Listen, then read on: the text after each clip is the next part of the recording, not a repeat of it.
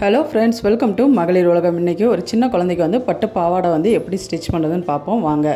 Step by ஸ்டெப்பாக எல்லா மெஷர்மெண்ட்டுமே போட்டு இன்றைக்கி நம்ம வந்து ஸ்டிச் பண்ணியிருக்கோம்.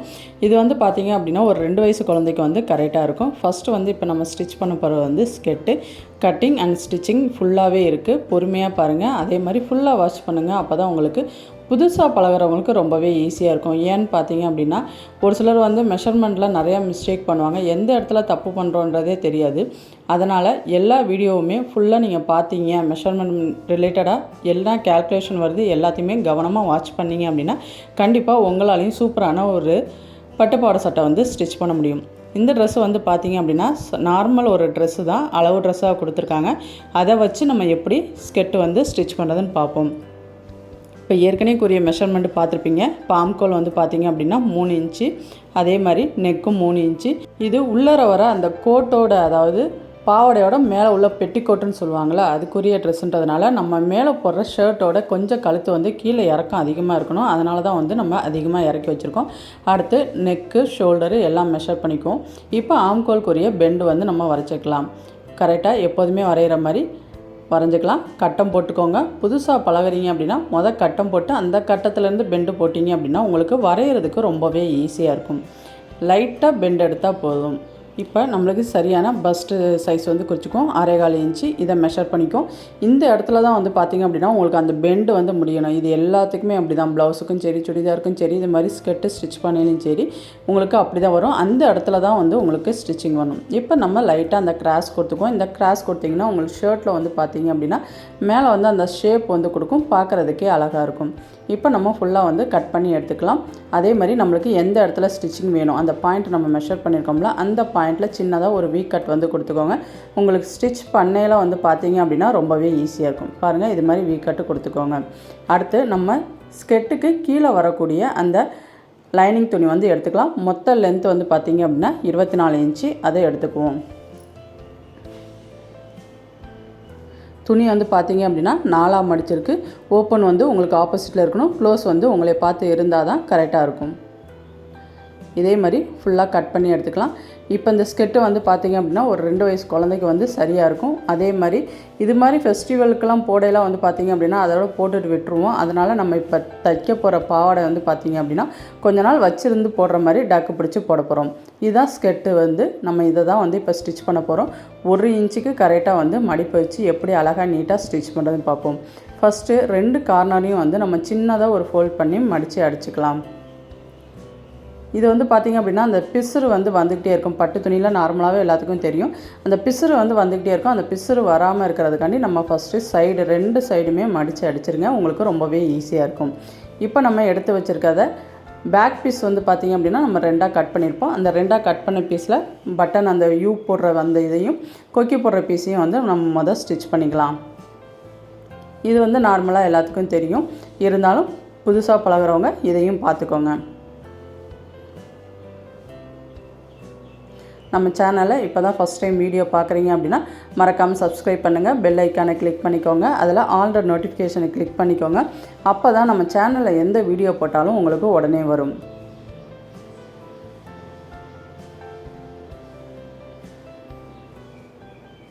இப்போ நம்மளுக்கு தேவையான இப்போ நம்ம ஸ்டிச் பண்ணியிருக்கிறது வந்து பார்த்திங்க அப்படின்னா கொக்கி, இது அந்த கொக்கி மாற்ற அந்த இது. அடுத்து வந்து பார்த்திங்க அப்படின்னா அந்த கொக்கி மாற்ற யூ வீ கட்டு போடுற அந்த இது வந்து நம்ம ஸ்டிச் பண்ணணும். உங்களுக்கு வேணும்னா கையோட அதிலே வந்து நீங்கள் வீக் வந்து போட்டுக்கலாம். இல்லை நீங்கள் கையில் ஸ்டிச் பண்ணுறேன்னா நீங்கள் கையிலேயே ஸ்டிச் பண்ணிக்கலாம். இன்றைக்கி நாங்கள் வந்து பார்த்திங்க அப்படின்னா மிஷினில் போடல, எனக்கு சின்ன பொண்ணுன்றதுனால நாட்டு வந்து சின்னதாக கையில் வந்து நாங்கள் ஸ்டிச் பண்ணிக்கலாம்னு சொல்லிட்டு மிஷினில் போடலை. இப்போ நம்மளுக்கு 2 பீஸுமே ரெடி ஆகிடுச்சு. ஃப்ரண்ட் பீஸோட பேக் பீஸ் வந்து ஷோல்டர் ஜாயின் பண்ணி எடுத்துக்கலாம். ஷோல்டர் எப்போதுமே டபுள் ஸ்டிச் கொடுத்துக்கோங்க, அப்போ தான் ஸ்ட்ராங்காக இருக்கும். இதுக்குரிய ஷர்ட் வீடியோ வேணும் அப்படின்னா மறக்காமல் கமெண்ட் பாக்ஸில் கமெண்ட் பண்ணுங்கள். இல்லாட்டி நான் நெக்ஸ்ட் வீடியோவை கண்டிப்பாக அப்லோட் பண்ணுறேன். இப்போ நம்ம ஷோல்டர் ஜாயின் பண்ணியாச்சு. இப்போ சின்னதாக வந்து பார்த்திங்க அப்படின்னா அந்த ஆம்கோல் சைடு வந்து பார்த்திங்க அப்படின்னா உருட்டி அடிச்சுக்கலாம். இந்த மார்க் வந்து எதுக்குன்னா நம்ம இப்போ உருட்டி அடிக்க போகிறோம். உருட்டி அடிக்கையில் நம்ம கட் பண்ண அந்த வீ ஸ்னச்சை வந்து பார்த்திங்க அப்படின்னா மறைஞ்சிடும். அதை நம்மளை அடையாளப்படுத்துறதுக்காண்டி நம்ம இந்த மார்க் வந்து போட்டு வச்சுக்கலாம். அப்போ தான் நம்மளுக்கு அந்த ஸ்டிச்சிங் பாயிண்ட் வந்து நம்மளுக்கு தெரியும். எந்த அளவுக்கு உங்களுக்கு சின்னதாக உருட்ட முடியுமோ அந்த அளவுக்கு சின்னதாக உருட்டி அடிச்சுக்கோங்க.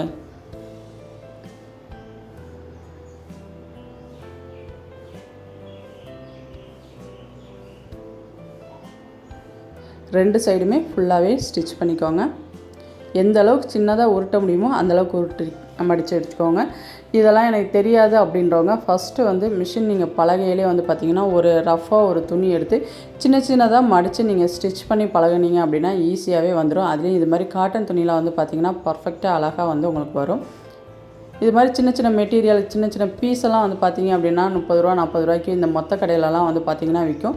நீங்கள் பலகையில் வந்து பார்த்திங்கன்னா அப்படின்னா சின்னதாக உருட்டி அடிக்கிறது, அதுக்கப்புறம் பார்த்திங்கன்னா நெக் பீஸ் போட்டு பார்க்குறது, இதுக்கெல்லாம் வந்து பார்த்திங்க அப்படின்னா நீங்கள் ட்ரை பண்ணி பழகிக்கலாம். கிளாத்தும் வந்து உங்களுக்கு வேஸ்ட் ஆகாது.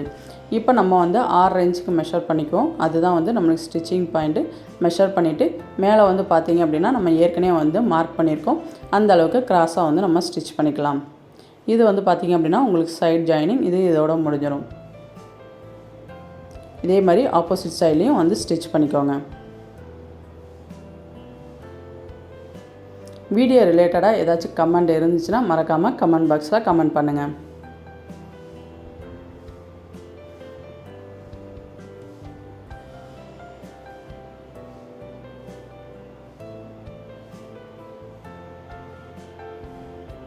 ரெண்டு ஸ்டிச் மறக்காமல் கொடுத்துக்கோங்க. அப்போ தான் உங்களுக்கு வந்து பார்த்திங்க அப்படின்னா ஸ்டிச்சிங் வந்து கொஞ்சம் நல்லா ஸ்ட்ராங்காக இருக்கும். இப்போ நம்ம ஸ்டிச் பண்ணியாச்சு. அடுத்து வந்து பார்த்திங்க அப்படின்னா நெக்கு சைடு ஃபுல்லாக உருட்டி அடிக்கணும். அதை ஃபுல்லாக உருட்டி அடிச்சிடலாம். நம்ம இது வந்து பார்த்திங்கன்னா ஒன் சைட்லேருந்து ஆப்போசிட் சைடு வரைக்குமே ஃபுல்லாகவே வந்து உங்களுக்கு போகும்.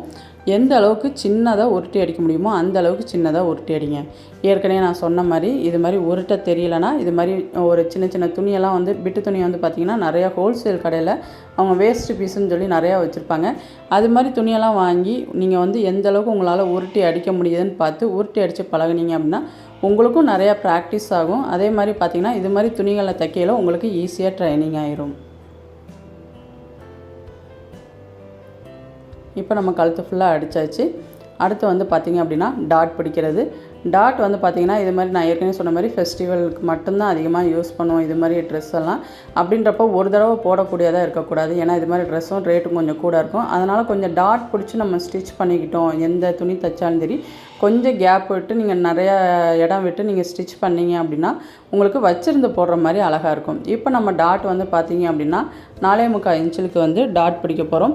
எதுக்கு இப்படி நீங்கள் அளந்து போடுறீங்க, நேராக ஸ்டிச் பண்ணிட வேண்டியதானே அப்படின்னு நீங்கள் சொல்லலாம். ஆனால் இது மாதிரி ட்ரெஸ் வந்து பார்த்திங்கன்னா அந்த பட்டு வந்து பிரிஞ்சிக்கிட்டே வரும். அதாவது நம்ம ஸ்டிச் பண்ணல அந்த இது வந்து அந்த ஊசியில் மாட்டிக்கிட்டே இருக்கும். ஒரே தடவையில் கரெக்டாக பர்ஃபெக்டாக ஸ்டிச் பண்ணணுன்றதுக்காண்டி தான் ஒவ்வொரு மெஷர்மெண்ட்டையுமே அளந்து நம்ம ஸ்டிச் பண்ணுறோம். இதனால் என்ன ஆகும் அப்படின்னா உங்களுக்கு மிஸ்டேக்கே வராது. அதே மாதிரி வந்து பார்த்திங்க அப்படின்னா ஒரே தடவையில் வேலை வந்து சிம்பிளாக முடிஞ்சிடும். நீங்களே ஸ்டிச் பண்ணல அந்த இதை வீடியோ பார்க்கல பார்த்திங்கன்னா அந்த நூல் தூக்கிக்கிட்டே வரும். அது தூக்கிக்கிட்டே வரக்கூடாதுன்றதுக்காண்டி தான் கையை வச்சு அமுக்கி இழுத்தோம்னா அந்த த்ரெட்டு பட்டோட அந்த நூல் வந்து பார்த்திங்க அப்படின்னா மேலே தூக்காது. இப்போ நம்ம ஒரு சைடு ஸ்டிச் பண்ணியாச்சு. நடுவில் இன்னொரு டாட் லைன் வந்து கொடுத்துக்குவோம். அப்போ தான் உங்களுக்கு அந்த இது வந்து தூக்கிட்டு இருக்காமல் பர்ஃபெக்டாக மடிஞ்சிடும்.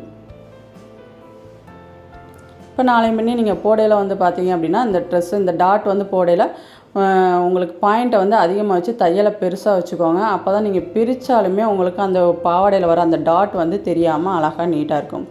இப்போ இந்த ஸ்கெட்டுக்கே அழகு கொடுக்குற நம்ம அந்த மடிப்பு ஃபீட் வந்து எப்படி வைக்கிறதுன்னு பார்ப்போம். 1.5 இன்ச்சு வச்சா கரெக்டாக இருக்கும். ஏன்னா 1 இன்ச்சு உள்ளார போயிடும். அதனால் 1.5 இன்ச்சு வச்சு இது மாதிரி மடிப்பு எல்லாமே ஒன்று போல் வரணும்னு நினச்சிங்கன்னா ஒவ்வொரு தடவையும் நீங்கள் மெஷர் பண்ணி எடுக்கலாம். இல்லை அப்படின்னா ஒரு சிலர் வந்து பார்த்திங்க அப்படின்னா அந்த சீப்பை வச்சு உருட்டி அடிப்பாங்க, இல்லை ஸ்கேலை வச்சு ஒரு தடவை அப்படி மடிச்சுக்குவாங்க.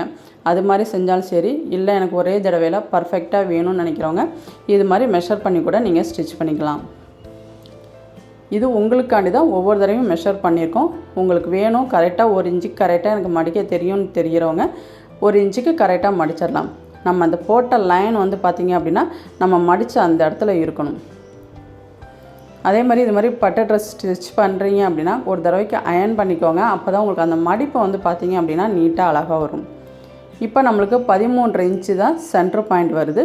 அந்த 13.5 இன்ச்சு வரைக்கும் கரெக்டாக வந்துருச்சான்னு நம்ம செக் பண்ணிக்குவோம்.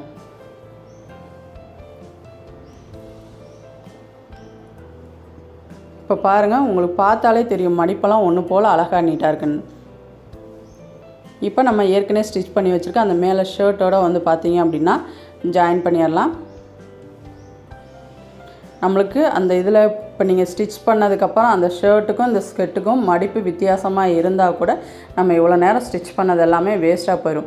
இதுக்காண்டி தான் ஒவ்வொரு தடவையும் பொறுமையாக அளந்து நீங்கள் ஸ்டிச் பண்ணுங்க அப்படின்னு சொல்லி நம்ம சொல்கிறது. அந்த 13.5 இன்ச்சு சென்டர் நீங்கள் மார்க் பண்ணி கரெக்டாக இது பண்ணீங்க அப்படின்னா உங்களுக்கு ஃபினிஷிங் முடியல கரெக்டாக அந்த ஷர்ட்டுக்கு ஈவனாக வந்துடும்.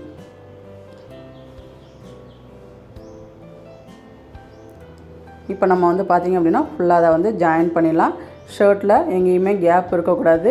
அதே மாதிரி இது மாதிரி துணி தைக்கையில் வந்து பார்த்திங்க அப்படின்னா பாவாடை வந்து மேலே ஏறும். ஸோ வந்து மடிப்பில் மட்டும் கரெக்டாக ஸ்டிச்சிங் விழுகிற மாதிரி கொஞ்சம் பார்த்து ஸ்டிச் பண்ணிக்கோங்க. துணி ஏன்னா வந்து பார்த்திங்க அப்படின்னா மேலே ஏறும், அப்புறம் அதுலேயும் தையல் விழுந்துடும், அப்புறம் அதை பிரிக்கிற மாதிரி ஆகும். பொறுமையாக ஸ்டிச் பண்ணிங்கன்னா கண்டிப்பாக நீட்டான ஒரு பர்ஃபெக்ட் ஃபினிஷிங் வந்து உங்களுக்கு கிடைக்கும். இப்போ நம்ம ஜாயின் பண்ணியாச்சு. உங்களுக்கே தெரியும், பார்த்தா அந்த மடிப்பு எப்படி இருக்குன்னு பாருங்கள். நீட்டாக ஒன்று போல் அழகாக இருக்கும். இதை நீங்கள் அயர்ன் பண்ணிவிட்டு அதுக்கப்புறம் யூஸ் பண்ணிங்க அப்படின்னா உங்களுக்கு அழகாக இருக்கும்.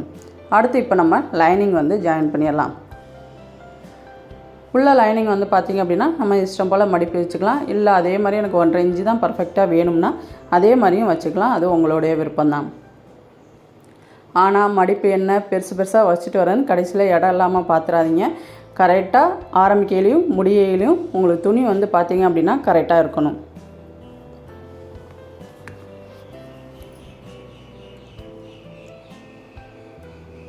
இது போல் வீடியோக்கள் தொடர்ந்து வேணும் அப்படின்னா நம்ம சேனலை மறக்காமல் சப்ஸ்கிரைப் பண்ணுங்கள். பெல் ஐக்கானை கிளிக் பண்ணிக்கோங்க. எப்போதுமே அந்த சென்டர் பாயிண்ட் நீங்கள் மார்க் பண்ணி வச்சுக்கணும். அந்த மார்க் பண்ணி வச்சையில் அந்த வி எல்லாமே ஒரே இடத்துல இருந்துச்சு அப்படின்னா கண்டிப்பாக உங்களுக்கு ஃபினிஷிங் வந்து அந்த இடத்துல முடியலை. எட்ஜில் கண்டிப்பாக துணி வந்து மிச்சமும் விழுகாது, பத்தாமையும் இருக்காமல் கரெக்டாக முடிஞ்சிடும். அதனால தான் எப்போதுமே சென்ட்ரு மார்க் பண்ணிவிட்டு அதுக்கப்புறம் நீங்கள் ஸ்டிச் பண்ணுங்கள். அந்த அடியில் உள்ள சென்ட்ரு பாயிண்ட்டு மேலே உள்ள லைனிங் சென்ட்ரு பாயிண்ட்டும் ஒன்றா வரணும். இப்போ ஒரு சைடு மட்டும் அந்த லைனிங்கையும் நல்ல துணியும் வந்து ஜாயின் பண்ணிக்கோங்க. அப்போ நம்ம மொத்தமாக ஜாயின் பண்ணையில் வந்து பார்த்திங்கன்னா உங்களுக்கு ஸ்டிச் பண்ணையில் ஈஸியாக இருக்கும். அதனால் இப்போ நம்ம ஒரு சைடு மட்டும்தான் ஜாயின் பண்ணியிருக்கோம். அதாவது ஒரு சைடு நல்ல துணியும் லைனிங்கும். இப்போ நம்ம மேலே அப்படியே உள் பக்கமாக அதாவது நல்ல பக்கமாக வச்சு அமுக்கு தையல் வந்து அடிச்சிருங்க. இதனால் உங்களுக்கு என்ன ஆகும்னா அந்த மடிப்பு வந்து ஒன்று போல் ஈவனாக இருக்கும், மாறவே மாறாது. கரெக்டாக தையல் நேரம் எடுத்துக்கோங்க. இது மாதிரி மேலே என்ன பிரச்சனை ஆகும் அப்படின்னு பார்த்தீங்கன்னா லைனிங் வந்து மேலே ஏறிக்கிட்டே போகும். லைனிங் மேலே ஏறாமல் அடியில் வந்து கையை விட்டு லைனிங் துணியை நவுத்தி விட்டுட்டே ஸ்டிச் பண்ணுங்கள். அப்போ தான் லைனிங் வந்து உள்ளே மாட்டாது. மடிப்பை ஒன்று போல் எடுத்துகிட்டு ஸ்ட்ரெயிட்டாக இந்த இடத்துல ஸ்டிச்சிங் விழுகையில் கரெக்டாக இருக்கணும். அப்போ தான் அந்த மடிப்பு அதே மாதிரி ஸ்டிப்பாக உங்களுக்கு அமுக்கு தையல் அமுங்கி கொடுக்கும்.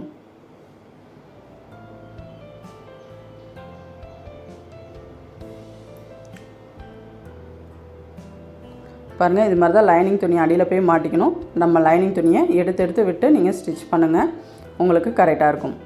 இப்போ இந்த சைடு வரையில் இந்த சைடு நல்ல துணியும் லைனிங்கும் ஒன்று போல் ஜாயின் பண்ணிடுங்க. அதுக்கப்புறம் நம்ம ரெண்டையும் ஒன்றா ஜாயின் பண்ணல உங்களுக்கு தனித்தனியாக எடுத்துகிட்டு வராது. நம்ம இந்த 2 துணியை மட்டும் பிடிச்சி நம்ம ஜாயின் பண்ணிக்கலாம். உள் பக்கம் உங்களுக்கு லைனிங் துணி மடித்து கீழே மடித்து அடிக்கணும்னு விருப்பம் இருந்துச்சு அப்படின்னா மடித்து அடிச்சுக்கோங்க. இப்போ நம்ம சைடு ஃபுல்லாக ஜாயின் பண்ணால் நம்மளோட ஸ்கெட்டு வந்து பார்த்திங்க அப்படின்னா ரெடி ஆகிடுச்சு. இதில் ஏதாச்சும் டவுட் இருந்துச்சு அப்படின்னா மறக்காமல் கமெண்ட் பாக்ஸில் கமெண்ட் பண்ணுங்கள். இதுக்குரிய ஷர்ட் வீடியோ வந்து பார்த்திங்க அப்படின்னா நான் நெக்ஸ்ட் வீடியோ அப்லோட் பண்ணுறேன். சைடு ஃபினிஷிங் முடிக்கையில் மறக்காமல் 2 ஸ்டிச் கொடுத்துருங்க.